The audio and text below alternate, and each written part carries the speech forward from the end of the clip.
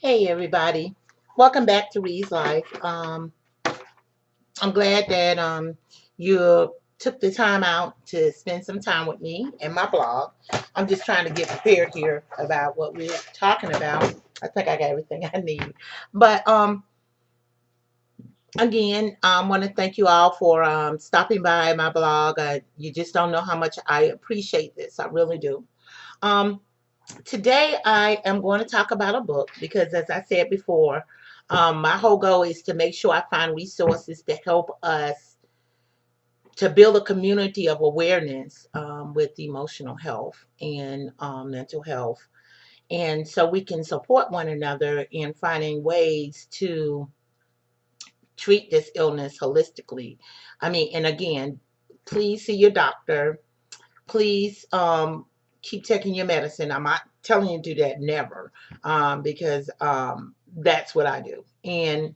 But we also need to find alternative ways to deal with this so we can stop some of the madness that's happening today. Um, I found a book. It's called Beyond Mindfulness by Stephan Bodian. I hope I said his name right. It's called The Direct Approach to Lasting Peace, Happiness, and Love. And it's pretty good. It's um, doing a different approach to mindfulness. You know, most of the time, mindfulness is a meditation, sit, peace, and quiet. Well, he's also saying this is the right way to do things, but also um, try to do it every day. I mean, because think about it. You're in an argument, you're going to stop and say, okay, I need to take 10 deep breaths. You're not going to do that. Okay. So it's best to try to incorporate this in your everyday life, just every single day. He calls it awareness awakening. And it's really, really good. One thing that he put in the book that makes, I really love what he said, you're in the right place at the right time.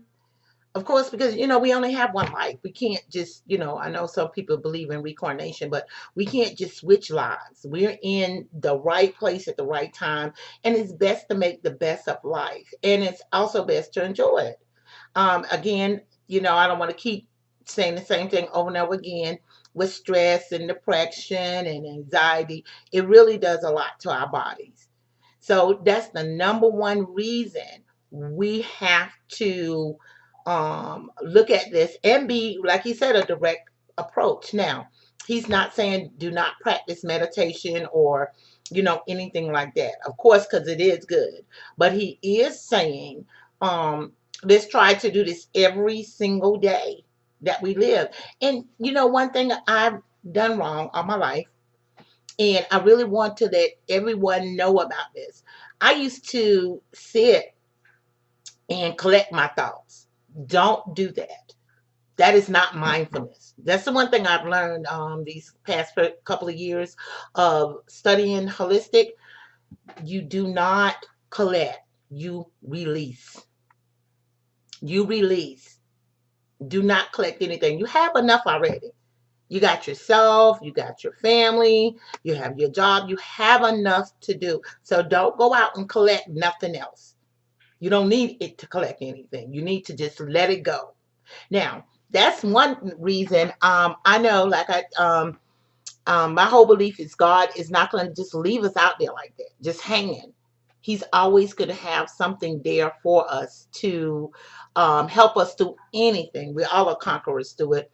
I hope you read my Sunday's post. I did reflect on Paul, how he said he's going to rejoice in everything. And that's the same thing what Stephen is saying. You're in the right place. You're in the right time. If you're living and you're healthy and your family healthy and you got a roof over your head, things are all right. You got to believe that. So release some of this anger and release some of the depression and release some of the negative thoughts. You'll be further. You'll go further. Now, my thing again is journaling. Let me find one. This is a cool one and appropriate one because my daughter bought me this years ago for Mother's Day. And this is nothing that I did to make this video today. Everybody know I've been writing forever.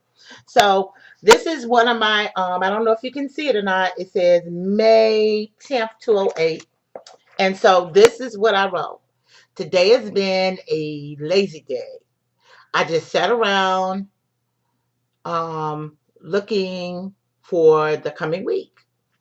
I still wonder when it's going to happen. The happiness I deserve. I am so blessed. I cannot contain my gratitude, but I am worried about what I feel.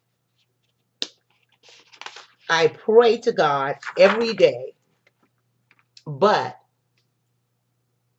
I know it's about patience. I am lonely these days and I fall back into my trap.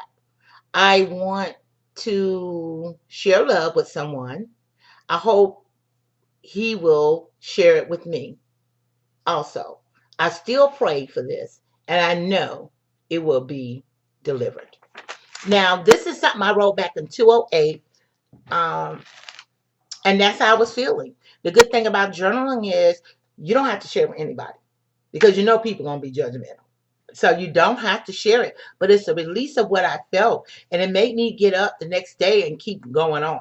Like I said, it's not going to be fireworks or things like that. It's little steps at a time. If someone would have told me this years ago, I would have been in a much better place. So I'm hoping someone listens to what I'm trying to um, tell you because it's so important. It's so important. You are in the right place at the right time. You are worthy. God doesn't make any junk.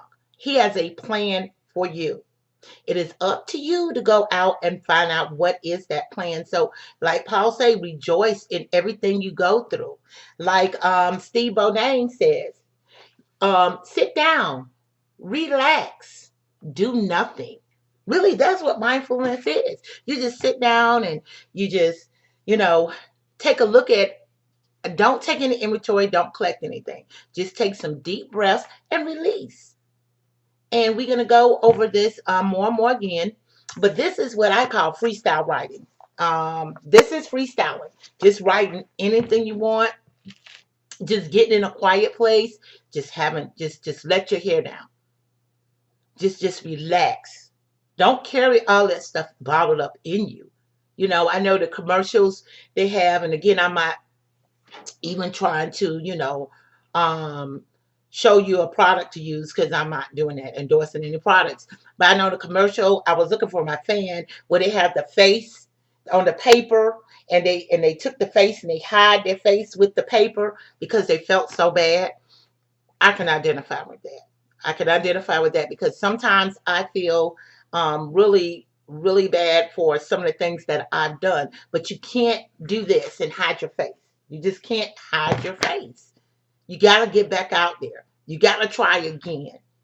So what you got to do is release all the negative feelings. I don't care what then happened. And don't try to organize. Don't try to make sense of it. Be happy in the here and the now. If you can just do that, then you're doing mindfulness. If you can just sit, do nothing. If you got a lot bottled up in you, do something to get rid of it. Like I said, mine's is journaling. Yours might be exercising. Another person's on might be crocheting. Another person's on might be gardening. Whatever it is to get it out, get it out, get it over with, get away from it. Because you're going to have to deal with it anyway. And you're going to deal with it. I'm not saying put it somewhere and never deal with it. That's one, too, reason prayer comes in, too, is very important. God said, Jesus always said, bring all of your burdens and lay them there. All of your burdens. This is something that God wants you to do. He wants you to bring all your burdens to Him and give them to Him. Then He wants you to live and enjoy your life. He doesn't want us to be depressed. He don't want us to have anxiety. That's something we chose to do because we're bottling up so much. And then when it comes out, it's bang. You might do something like talk loud or act manicky or something, but don't bottle it up. Let's do some freestyle writing. I don't care. I got all kinds of journals, dollar store books. I do it, or I just got all kinds of things that I write on. Do something when you feel that you balling up and you're tense and your blood pressure about to go up. Take a walk, write, do anything to get away from it, and then start practicing mindfulness. Okay, so again, I always say freestyle because that's what I like to do, and I like journaling. So if you like journaling, just freestyle, just write. Do my whole thing is I always be saying I'm gonna do the Forrest Gump. I'm gonna keep writing until I'm tired. Keep walking till you're tired. Keep exercising until you're tired. Don't hurt yourself or kill yourself now. Just keep going and release all of this negative energy. And let's do some prayers. Let's do what Paul say. Let's rejoice. I'm gonna have this on my video, so you can get a link. You can get it from Amazon. Let's look for some resources. I love this book. He has questions and answers in it. Wrong way. He has questions and answers where he answer people and their concern. He tells you the same thing with mindfulness, but to do it all the time, just sit and just relax and be happy where you're at now. And also, didn't the Bible say if we're happy over a little, he'll grant us more? So let's be happy where we at. Let's learn to release. I'm telling you, someone had told me this a long time ago. I'd have been in much better shape. So I'm hoping I reach someone out there today. Hey, let's come back next week. We're going to find some other things to do to help us release, to help us relax, to help us to stay mindful. And again, catch me on Sunday. I am going to start to err as to human. We're going to look at people in the Bible and how that's my phone. I'm telling you, Lisa, I'm still got phones going off.